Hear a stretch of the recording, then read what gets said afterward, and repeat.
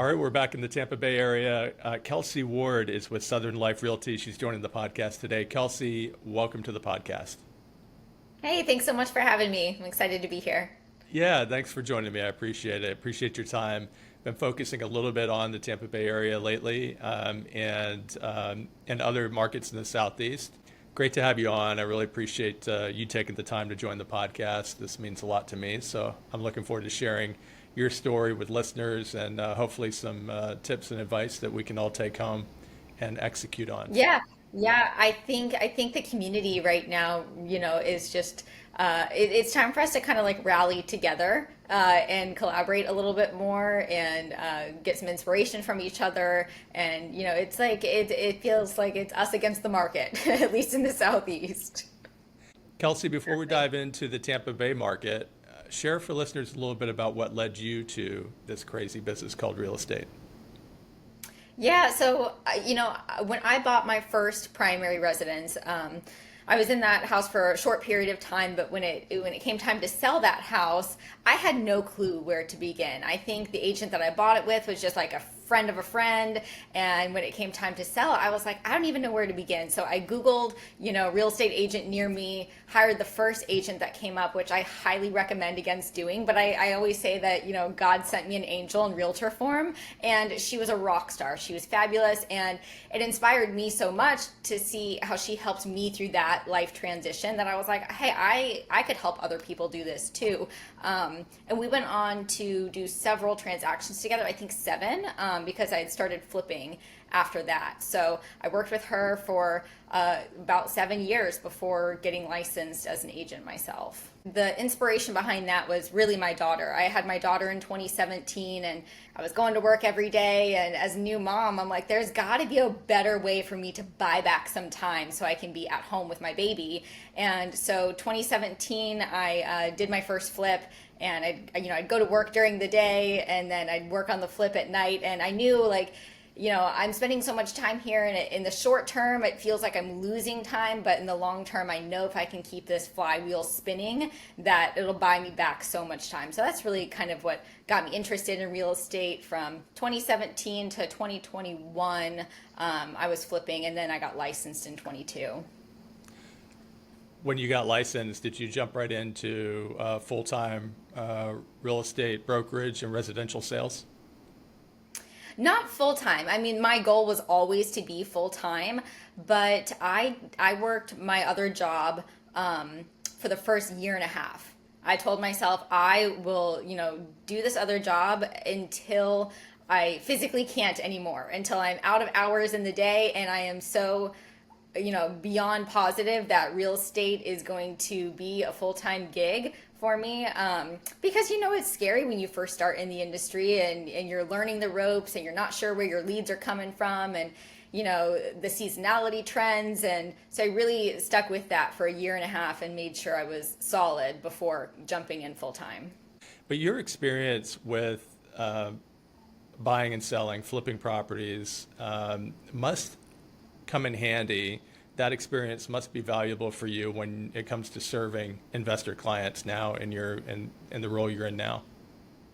Yeah, it really does. I made a lot of mistakes when I was flipping, and I learned it's not, if something happens out of budget, it's when something happens out of budget, because there's always something with every project that you're not expecting, and market shifts and different dynamics and things like that. So yeah, it really does. I'm so data oriented, so I love being able to help my clients that way when they're buying an investment property, whether it's an Airbnb or a flip, really to just look at the numbers and make sure it's a good investment.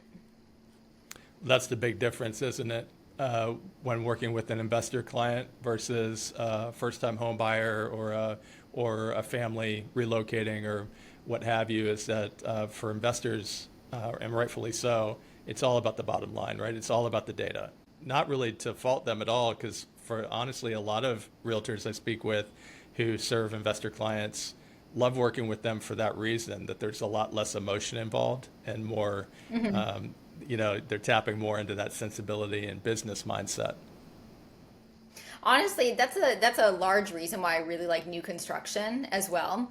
When you're working with a buyer who's looking at new construction, you're working with another business. You're not working with a family that's raised their child there and built, all their family memories in that home, and with the emotional ties to the price and the worth and all of that. So yeah, I see the same thing on the new construction side as well.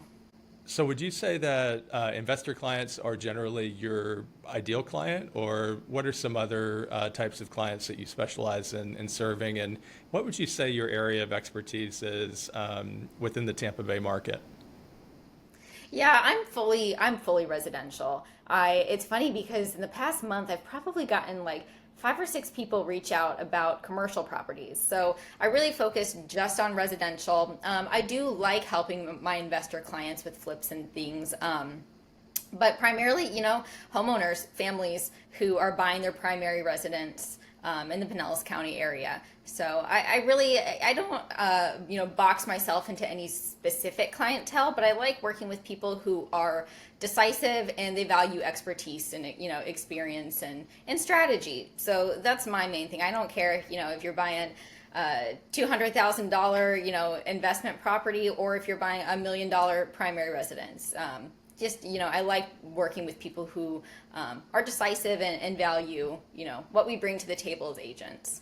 I think that's part of our job too, really, is to present the data, present the information, and deliver the education so that they can be decisive. So, maybe you don't come to me with, your exact criteria in mind, but that's kind of my job as an agent to kind of walk you through that process and start to make that decisive picture of what you're looking for, whether it's the price range, the location, the size, all of those things. So I'm happy to work with clients in the beginning that they don't know that, and guide them to there, but I want to get to a decisive point for sure.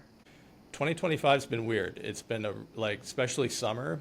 I've even heard as agents say as much, and I've said this myself too, that, and don't worry, it's mostly agents that listen to this podcast. So, but I've even heard from agents that clients are getting weird. It's just, sellers are their heads are in the clouds, and buyers are getting smelling blood. Yeah, it's interesting. I was laughing when you said the word weird to describe the market, because I've heard that here as well. It's not like we have our certain terms to describe certain markets, and it seems like in the past 6 months everyone's been saying weird. We don't even have a term for it. We don't really know why things are happening the way that they are. But yeah, I'm seeing that too, and I really thought that last year was going to be the ending to that discrepancy that we saw between sellers who thought it was 2021 and buyers who thought it was 2008. I thought that was going to converge a little more this year, and everybody's expectations were going to be a little more leveled. But I think we're still seeing that discrepancy as well between buyers and sellers for sure. And it is interesting with buyers, because rates are better than they have been in a long time. I don't know about your market, but prices here in the Tampa Bay area have come down, and they're better than they've been in years past. So I'm just looking around thinking man, if I were in the market to pick up a property, this would be the time to do it, and I just, I'm trying to convey that to buyers, hey, if you have been sitting on the sidelines, there's a window of opportunity here, and it might be worth checking out. So do I think that, if rates come down even more, that we're going to see this huge spike in demand? I really don't. And I don't like that tactic. I don't like to kind of put that on to my buyers and say, well, you got to jump in now before the market goes crazy again. I don't foresee that happening. But I do think it's a great time to jump in. Let's talk a little bit about, speaking of continuing to do the work that we're supposed to do every day, every week, every month. That shouldn't change our game plan too much, regardless of market conditions. Where do you spend most of your time marketing your business, and what are some wins that you've had there? Yeah, so this year I've really transitioned into online marketing a lot more. I've leaned into that.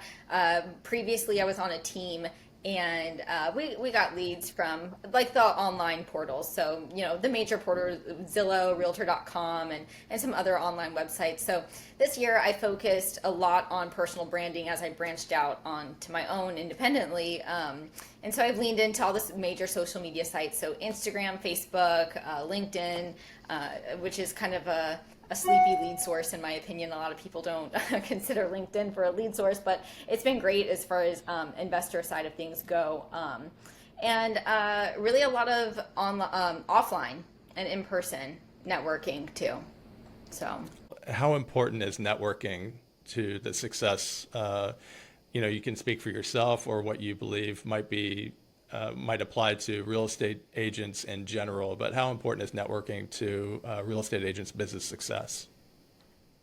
yeah, so to me, like I said, I was on a team before, so very different structure where you are just not necessarily cold calling, but you're working a lead who you've never met before, and there's no relationship. So I say the biggest difference between that business model and what I'm doing now is transactional versus foundational. And I think when you're networking, you're building foundational relationships. You're building with intention and trust with these people. So a lot of times when I get a new client or a new lead, it's through a referral. And that trust factor, I think makes all the difference. So to me, that's really important, is to be networking, to know that you can be a trusted source for people to recommend, because, when you get a referral from somebody, that's on them too, because they don't want to Yes, refer to that's right. somebody who's going to do a bad job. So you're building that trust with, multiple people. So I think that's where networking becomes really important. Are you mainly focusing on digital marketing? Is that where you put most of your I time and am. energy? Yeah, Yeah, yeah. yeah, And it can be a full-time job if yeah, you for let it, sure. keeping up with all the posting and staying relevant and top of mind and all of that. So I think the biggest thing is, putting systems in place to make it manageable, because Yeah. marketing and social media is not our full-time job. Our full-time job is to be helping our clients. So really putting those systems in place to make sure that your marketing is relevant and consistent is what makes the big difference. Yeah, marketing takes a ton of time. Do you have any help with your marketing? I do. I have a team of videographers that I use. So it's funny, I get messages sometimes that are like, "Oh, what app do you edit your reels in?" I'm like, I could never create that, even if I tried. Like, so, but I get with them either once a month or every other month, and we knock out like 8 videos at a time, because I don't want to have to think about it. I want to take Yep.